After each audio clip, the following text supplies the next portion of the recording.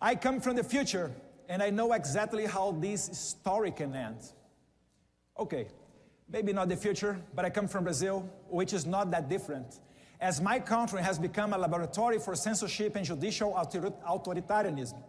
Since 2019, it's been used as a testing ground for the judicial weaponization against conservative, libertarians, and Christians, always under the noble pretense of protecting democracy, fighting misinformation, and stopping extremism, while in reality, silencing dissidents, controlling narratives, and criminalizing opposition. We continue to face the dire consequences of this experiment every day.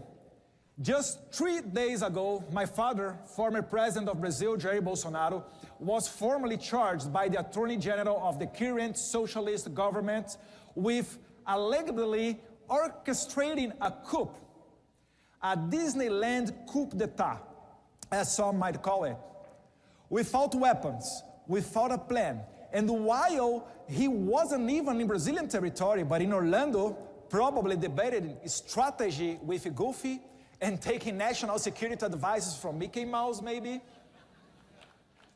It's really the Disneyland coup d'etat. There is no other word to talk about it.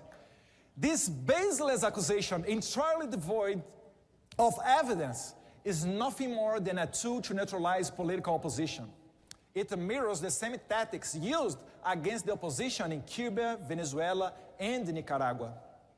Yet in Brazil is perceived differently on the global stage because while its situation is in some ways even worse, the persecution is not spearheaded by the executive branch, but by the judiciary. And that makes it all the more dangerous. We are not talking about a dictatorship in the traditional sense. We are talking about a place where tyrants issue decrees and suppress opposition openly. No.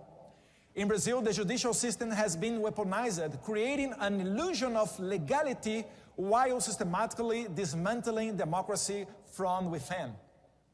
And guess who helped found this experiment? Right? Agencies like USAID and NED, institutions supposedly dedicated for promoting democracy, but in reality, channeling resources into censorship, judicial overreach, and political persecution in my country. Let me introduce to you a man named Alexandre de Moraes. He is not an elected official. He is a Supreme Court justice who has given himself unchecked power to decide who can speak, who can run for office, and even who can go to the prison. Under his watch, Brazil has become a country where social media platforms are forced to silence opposition voices or face billions in fines. Judges and bureaucrats, not the people, decide who is fit to run for office.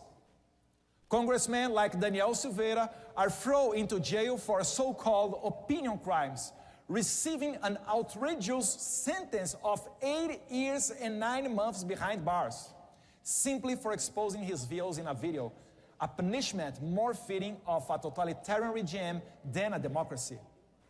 And, as I said, even the former president, Jair Bolsonaro, is at risk of being arrested on the same kind of bogus charges used against opposition leaders in Venezuela, Cuba, and Nicaragua. But it doesn't stop there.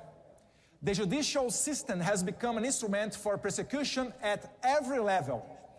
Political parties that challenge the status quo are harassed and investigated, and some of their candidates are banned from competing fairly in elections. Independent journalists face exile or worse, imprisonment for exposing government corruption or criticizing the judiciary. Ordinary citizens who dare to express dissenting opinions on social media find themselves banned, fined, or even arrests. This is not democracy. This is a judicial overreach. This is lawfare.